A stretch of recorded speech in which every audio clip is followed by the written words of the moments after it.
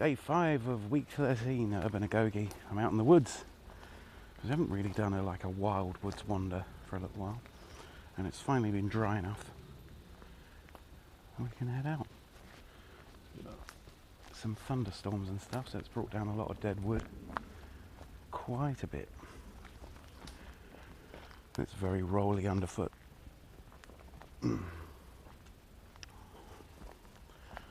If you are going to wander out into the woods, it's probably a good idea to take a stick with you. Always pick up a stick. Except I don't get to, because you do kind of need a hand free. Look at all this litter.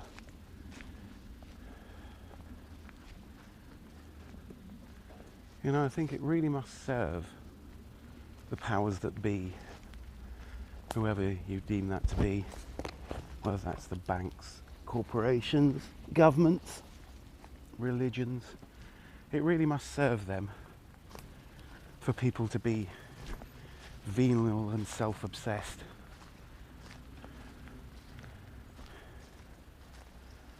To the point of destroying the environment that they're in.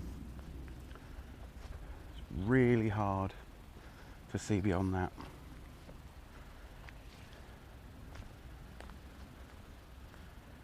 It's like, do a thought experiment, just take a country that is powerful enough to be truly great, to be a world-changing phenomenon as a nation. Yeah? Somewhere like China, or the United States, or the Soviet Union. Okay? So hold one of those countries in your mind, and then try and pick the one thing that they all fail on.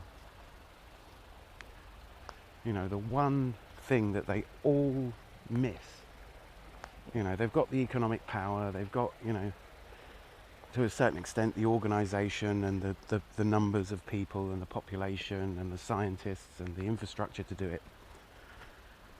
And the one thing they all seem to try and ditch at the earliest opportunity is the government's responsibility to the people they govern. That's the first thing. You can't really blame corporations for, destroying the environment and, remaining essentially, to the point where what they're doing is kind of legal. You can't blame them because they're just paper AIs acting within the framework that's been set up. But it's amazing how they ditch looking after people nearly always. Smaller countries can do it. Small countries with the motivation to make positive changes. Yeah, look. A little mound of cleared earth.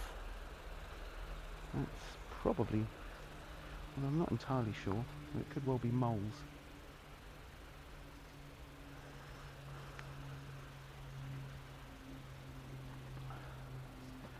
And they all seem to immediately ditch if you vote for me, I will look after you, the people. Universally. And then they set up situations where, the people are at fault. New crimes, sedition, treason. And then they busy themselves with training people to scrabble around for the scraps. I'm okay. They teach us to screw over each other. So we'll be so busy doing that that we won't notice the bigger picture.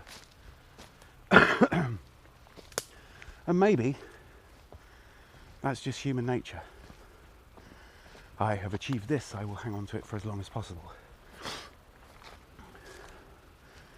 Maybe it's an extension of protection of family and tribe, which would have been a winning strategy 50,000 years ago, or 100,000 years ago.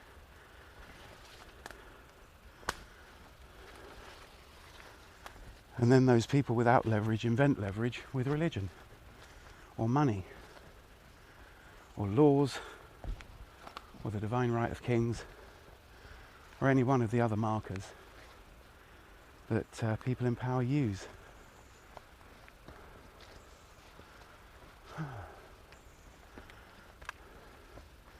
And there are a few people, there are a few small countries where they do their best to make sure that public servants serve, as my mum once pointed out to one.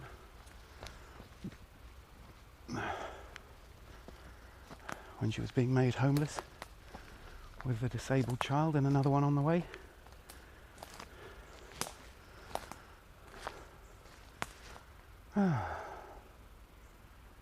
It is amazing.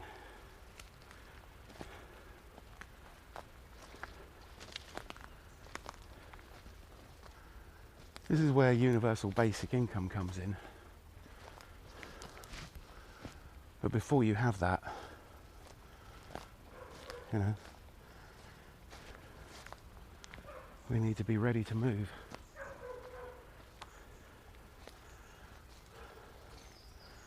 We need to be ready to move in a way. I mean, if I won the lottery, I would try and invest about half that money in buying as many individual houses that were large enough for housing cooperatives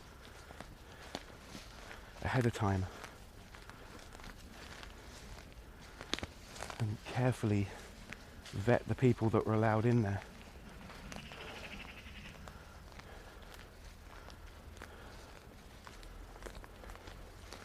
Got to be careful with a housing cooperative. You need to prove that it works. It's a system that can be derailed by one person.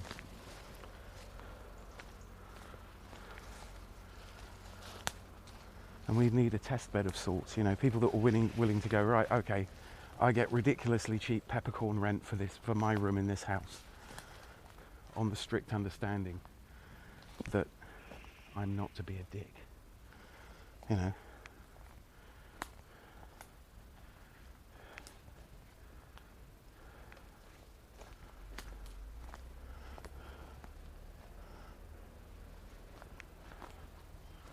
On the strict understanding that we're a cooperative, like a little tribe all on its own.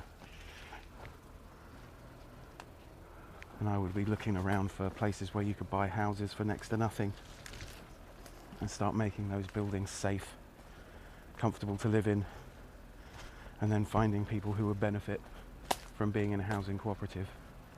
And unfortunately, some of the things that you've got to bear in mind is that you have to have some success. For it to become a functional idea, you need some wins. And like any team that needs wins, you need to pick the team very, very carefully. And I know there are creative housing cooperatives all over the place. But they don't seem to work for your working class bods. They're more for your middle class artistic types, like the Bohemia of old. You need a working class housing cooperative. So yeah.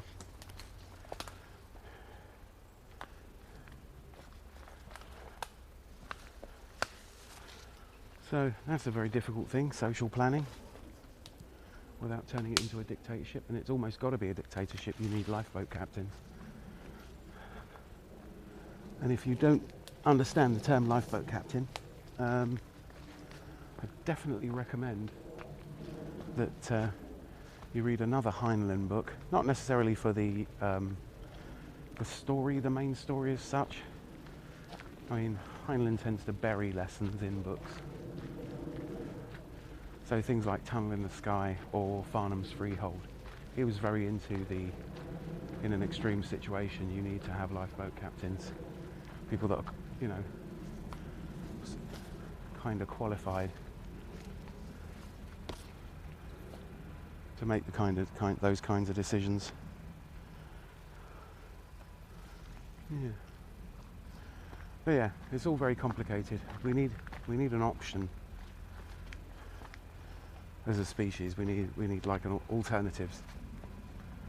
You know, and I've looked into Findhorn, those places that charge you more than you can possibly earn in the local area, doing it like a casual, you know, unskilled job and then doing your creative stuff on top of that. You know, the good thing about unskilled labour, and I include myself in that, is that you don't have to bring it home with you. You don't have to work all the hours, which leaves no time for creativity. You just turn up, do your hours, go home, get paid. You know, that's your kind of thing. And that kind of stability means that people can go, fair enough, I'll work 30 plus hours a week and have a sort of fairly limited income in exchange for which I get time. You know, and with that time I'll do the thing that I'm actually interested in. We're coming to one of those points in history where the tools to do the creativity are so amazingly cheap that as long as you've got one, like even a low grade tool, you can push the envelope on that and do your creative stuff. And I'm pretty sure that, you know, everybody that watches Rangers, everybody that watches Urban A Go Gate has a creative side where they're doing stuff, or at least learning how to do stuff, or making music, or doing art. Doesn't matter. You're doing the creative thing that you cannot currently get paid for. And maybe with an artist collective or a creators collective, a makers collective, like makers, you know, if we could take away the hassle and the pressure, if universal basic income became a thing and you said, right, okay, this is your universal basic income. Let's just, for argument's sake, say it's £600 or more, like sort of $700, which ain't a lot.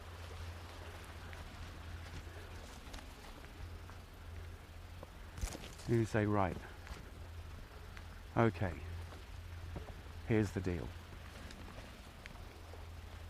And the artist collective does something along the lines of, says, right, there will be 2 meals a day provided as part of your rent, provided you sit down at the right time. You know, there will be heating, there will be internet, there will be electricity. So out of that $800, $400 is rent, for which you get a room, a shared studio, 2 meals a day, and you know, your bills taken care of. There are no bills.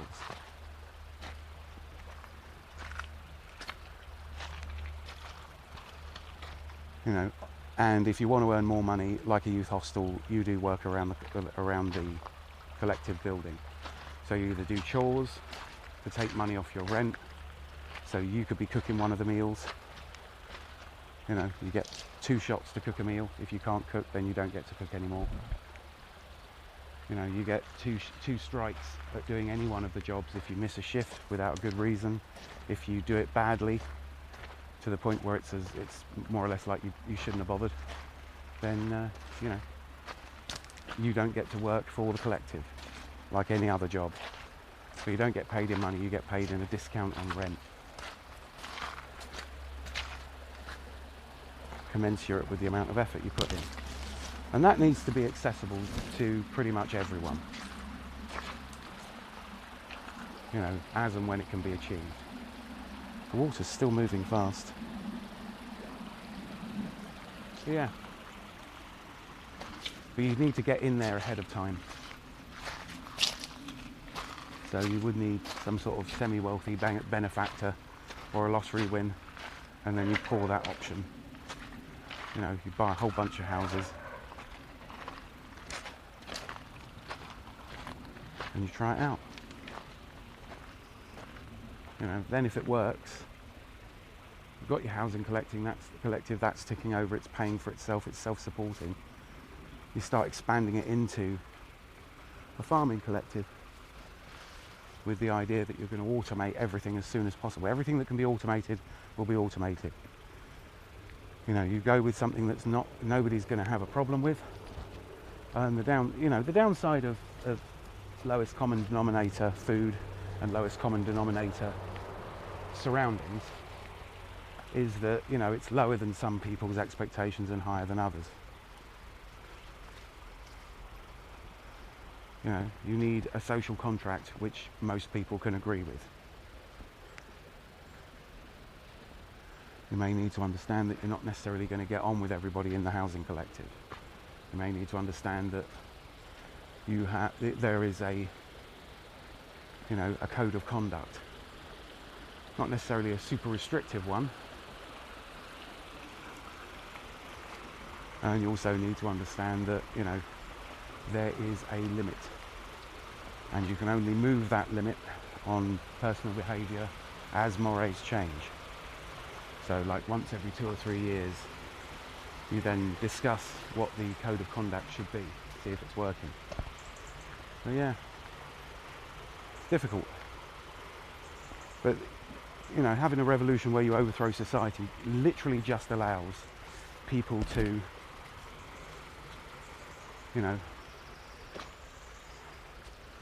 brutalize other people.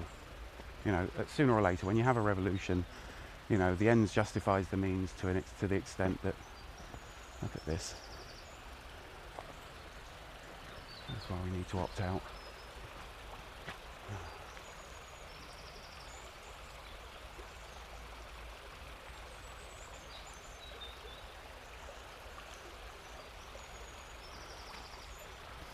When you have too many of those ends justify the means people, they give themselves permission to turn into dictatorial dickheads.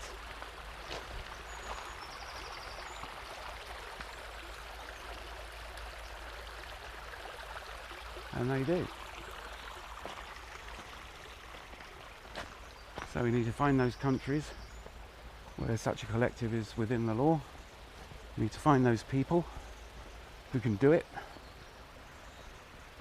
and turn it into a success, a model for, sort of like in the 18th century, big industrialists would build model villages and model towns for their workers, with good health care and gardens and block routes and, churches and stuff like that, and literally allow people to escape.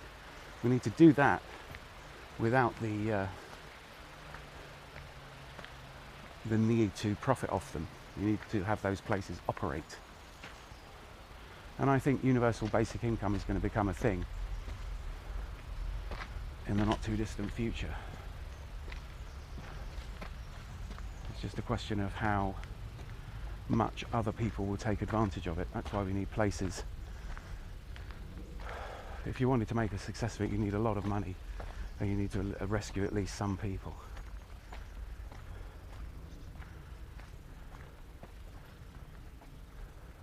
So yeah.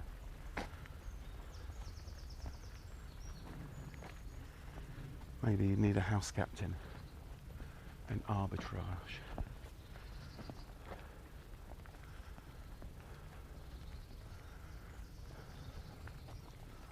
So yeah, I'm sure you could find people that could be trained to be fair.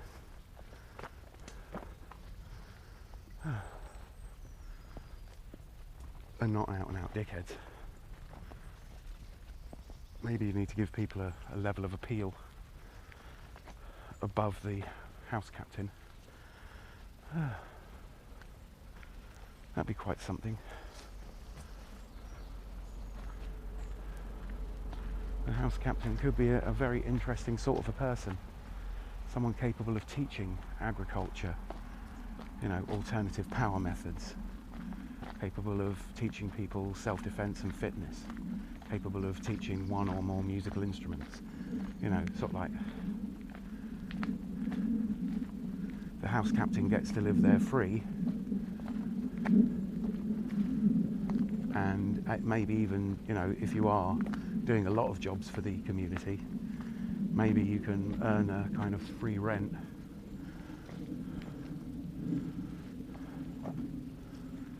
Where you've got a situation where there's a minimum for the community, in addition to your rent, there's a minimum of 4 hours work a week. Where, you just either tidy up or check in on agriculture or something like that. I mean, how awesome would it be if you could turn each of those shared collectives into workable farms that were generating a lot of their own electricity, so the cost of running the place came down and down and down.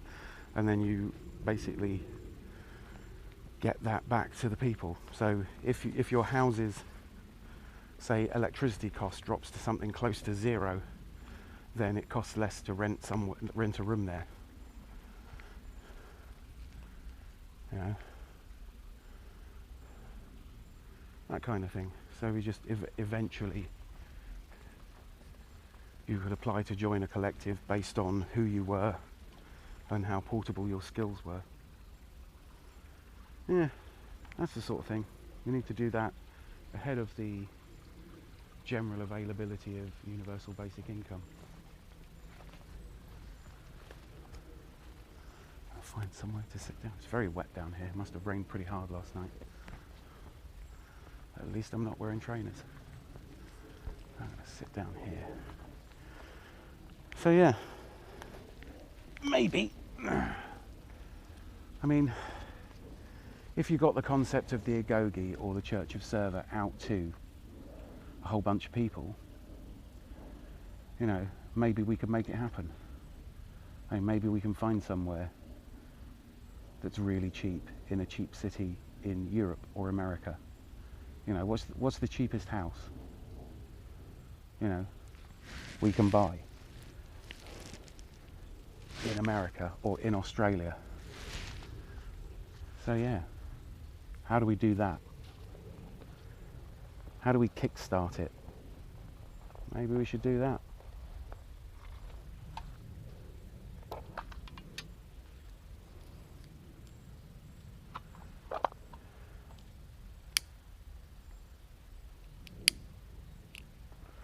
Yeah. So that's your homework. You know, spread it to the Discord. Where's the cheapest place we could communally buy a house?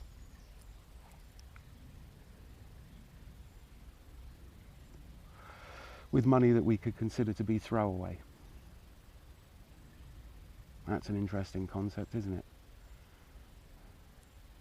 Are there 10,000 people out there in the world right now that are thinking along these lines? If there was a house, a collective, where we go, right, we need 5 people, 5 good people to make a housing collective work. We need a couple of, maybe 10,000 people to each throw in a fiver to pay for that building. You know, hopefully something with a bit of land on it. Once you've got that land, can those 5 people reduce their food bill, reduce their electricity bill, reduce their water bill? Once you've done that, can you do the other stuff? I'd be willing to communally live. Can we, between those 10,000 people, construct a blueprint of what that lifeboat captain is? What that lifeboat captain would be, who it should be? Probably not me. I shouldn't have any power.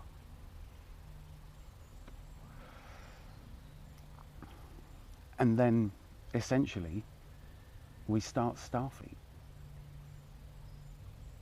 You know, we start an environment where it's like a bubble, you know, of what humanity could be. You know, without this necessity for money so much. Can we make it profitable? Can we make it profitable enough so that the people that live there can be essentially employees of or stakeholders in a business that produces a thing? You see it all over the place, but they're all very middle class, very business oriented. Can we take everything we know about forming a commune, or when communes were popular back in the 60s, and update it with the 21st century technology? You know, can we set up a colony of sensible people? Can we do that? So yeah, we need more people. We need bigger profiles, so we need ideas. We need to make this the sort of thing where there are lots of people around the world that want this to happen. And I know, you know, the downside of being smart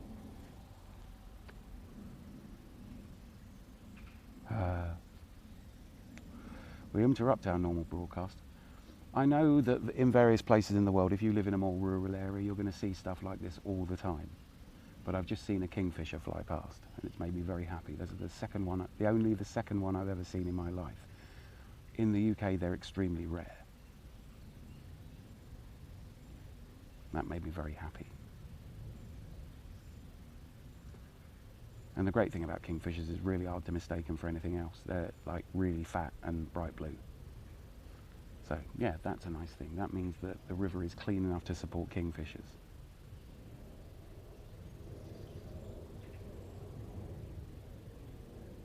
That means there's plenty of small fish for them to feed on. So that's a good thing, despite all the litter.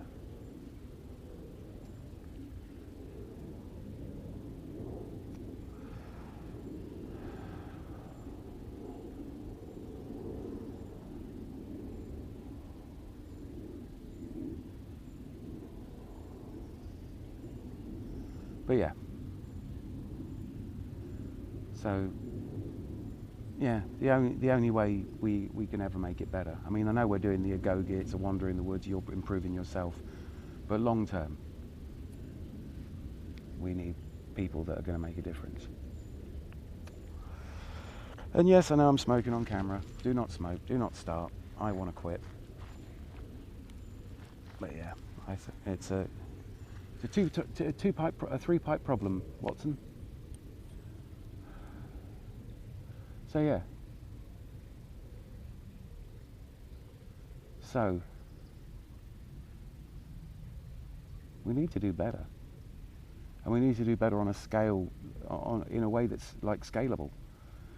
We need to put, imagine if we could just all throw a tenner, a forgettable tenner, into buying a small, unremarkable house where people could learn to live minimally with things like, and it would almost be like a hack space, but like a farming and power generating and building stuff where you can actually make a profit hack space, where you could, if you were on universal basic income, you could chip away at how much you were paying in rent to free up stuff, where the colony is turning a bit of a profit, so at the end of each year you can decide what to do. You can have a vote on whether to buy a new piece of equipment. I think it's viable.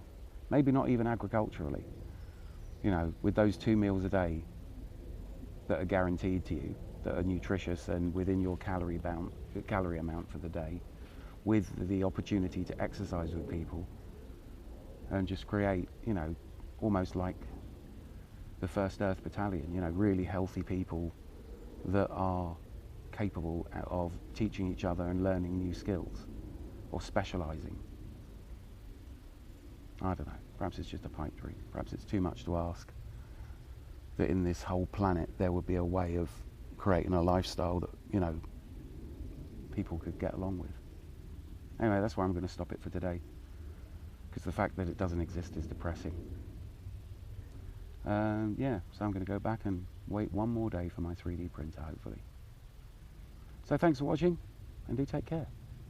See you tomorrow.